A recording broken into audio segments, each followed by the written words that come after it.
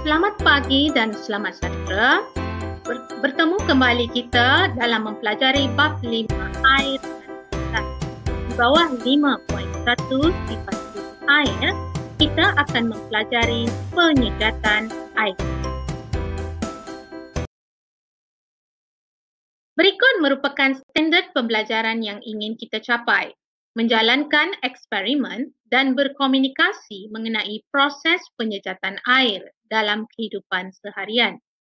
Diharapkan di akhir pembelajaran, pelajar dapat menerangkan proses penyejatan, menyatakan 4 faktor yang mempengaruhi penyejatan, menghubungkait proses penyejatan dengan kehidupan seharian. Penyejatan air merupakan proses di mana molekul air berubah kepada wap air pada sebarang suhu di bawah takat didik. Molekul air berubah kepada wap air pada sebarang suhu di bawah takat didik.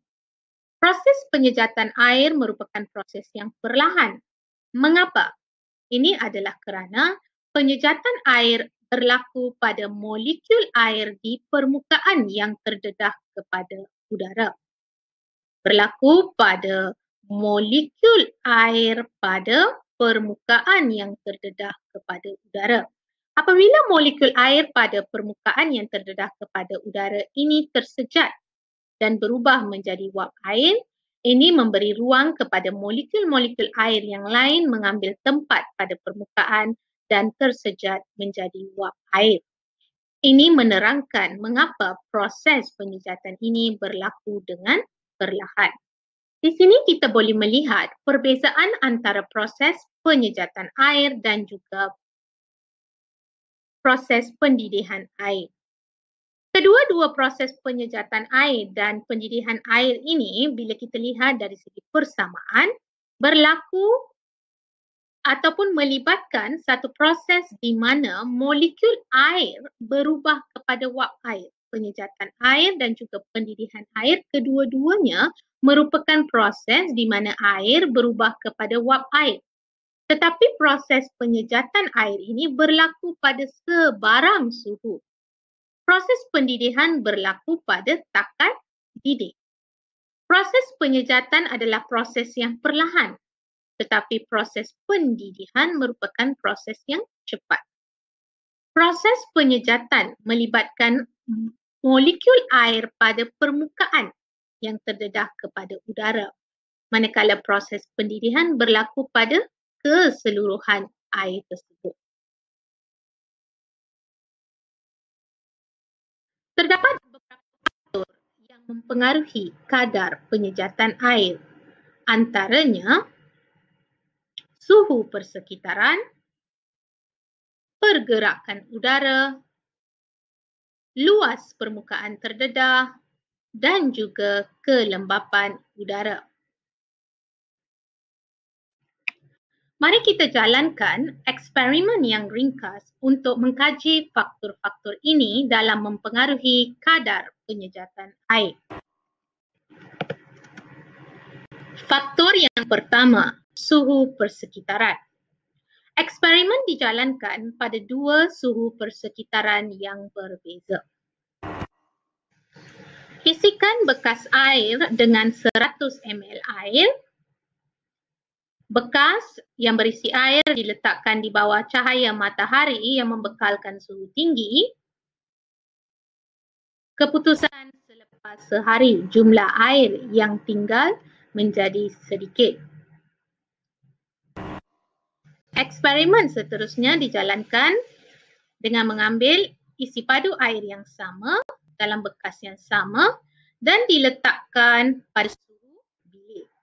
Keputusan ini adalah keputusan eksperimen yang ditunjukkan. Apakah kesimpulan yang boleh kita lakukan berdasarkan eksperimen ini?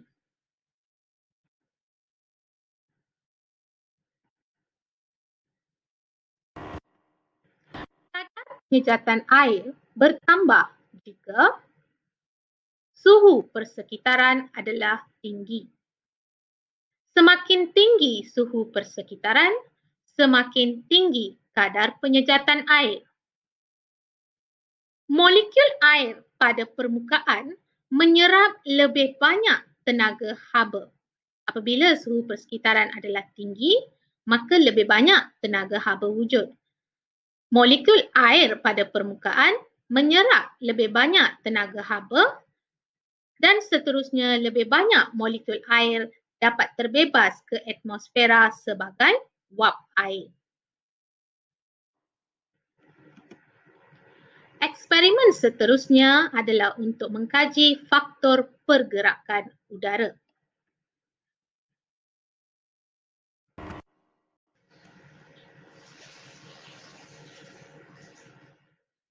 Bekas yang berisi air diletakkan pada persekitaran yang mempunyai pergerakan udara laju, iaitu di hadapan kipas angin. Keputusan selepas sehari. Eksperimen perbandingan bekas air yang berisi air yang sama diletakkan di tempat yang tiada kipas angin.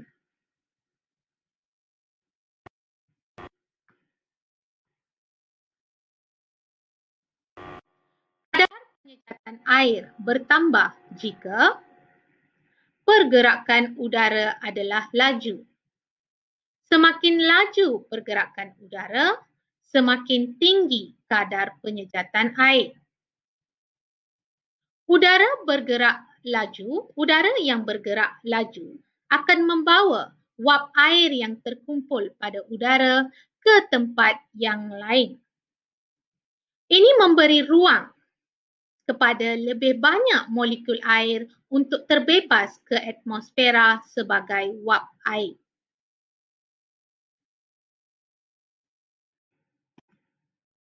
Faktor seterusnya yang ingin kita kaji adalah luas permukaan terdedah. Dapatkan dua bekas yang mempunyai luas permukaan terdedah yang berbeza. Bekas A mempunyai luas permukaan yang besar, manakala bekas B mempunyai luas permukaan yang kecil. Isikan kedua-dua bekas dengan jumlah air yang sama, iaitu 100 ml air. Keputusan yang didapati selepas sehari adalah seperti berikut. Air dalam bekas A lebih awal tersejat berbanding daripada bekas B.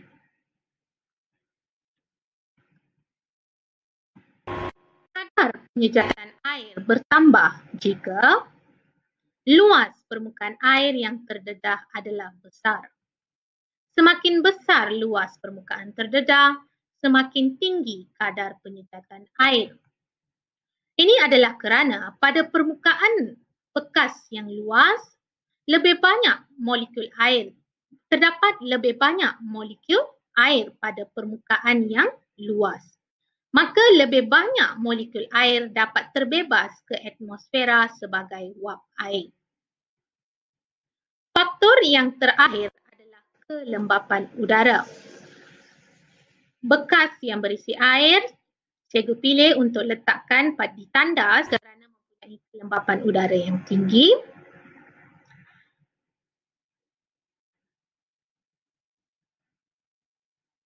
Keputusan eksperimen selepas sehari, manakala bekas air yang satu lagi diletakkan pada kelembapan udara yang rendah. Keputusan eksperimen selepas sehari.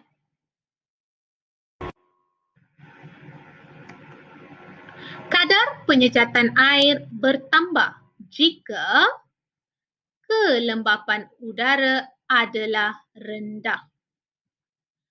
Maka semakin tinggi kelembapan udara, semakin rendah kadar penyejatan air. Mengapa? Sekiranya udara di persekitaran adalah lembap, maka terdapat banyak molekul air dalam udara tersebut. Ini menghalang molekul air daripada permukaan untuk terbebas ke udara.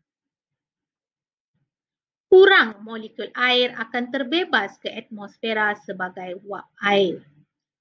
Maka kalau kita lihat dalam kehidupan harian, selepas hujan contohnya, udara di persekitaran adalah lembap. Maka kelembapan udara pada persekitaran adalah tinggi sewaktu selepas hujan. Bila kita letakkan kasut sekolah misalnya untuk dikeringkan, kita nampak kasut sekolah tu lambat untuk kering. Mengapa? Ini dibuktikan melalui eksperimen ini, yang mana bila kelembapan udara di persekitaran tinggi, kadar penyejatan air menjadi rendah.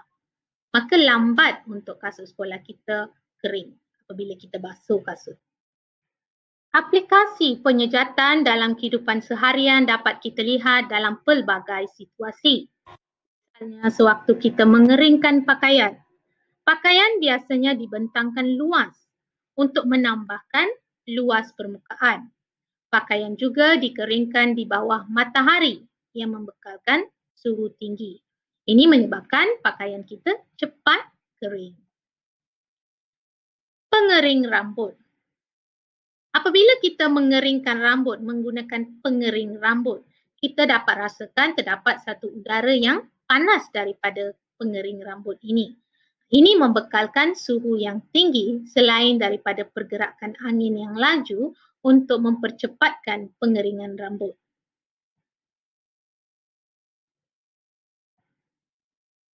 Pengawitan makanan. Salah satu cara untuk mengawet makanan kita supaya tahan lama adalah dengan mengeringkan makanan tersebut. Maka sumber makanan dikeringkan di bawah cahaya matahari. Ini membekalkan suhu yang tinggi, maka air akan tersejat daripada sumber makanan dan menjadikan makanan kita tahan lama. Pemprosesan susu tepung. Udara panas digunakan untuk menyejatkan air daripada cecair susu dan seterusnya ia akan membentuk susu tepung berbentuk tepung pepejal.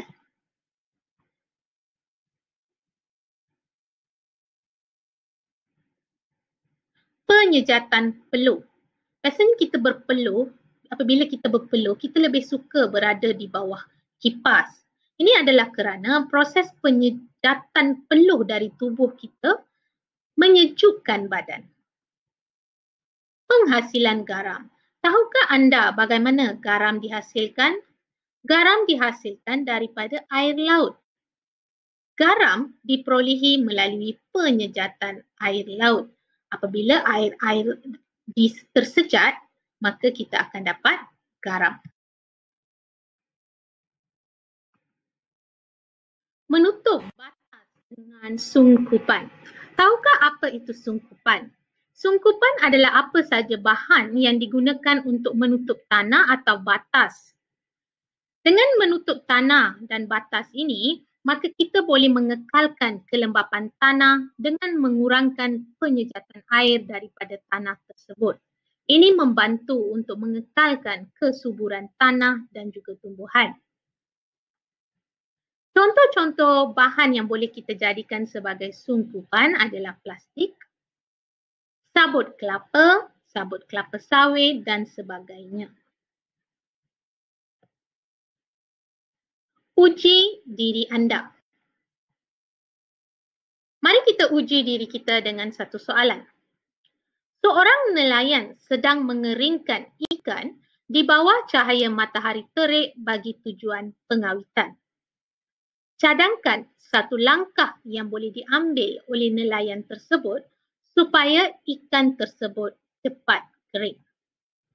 Ikan-ikan telah pun sedang dikeringkan di bawah cahaya matahari. Apa yang boleh kita lakukan sebagai satu langkah untuk memastikan ikan tersebut cepat kering?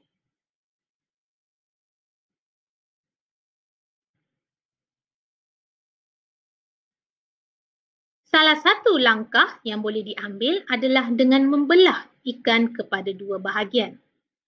Mengapa? Ini dapat menambahkan luas permukaan terdedah dan seterusnya meningkatkan kadar penyejatan. Maka ikan tersebut akan cepat kering. Kita sudah pun berada di akhir pembelajaran. Jumpa lagi pada pembelajaran seterusnya. Stay safe bersama mencegah COVID-19.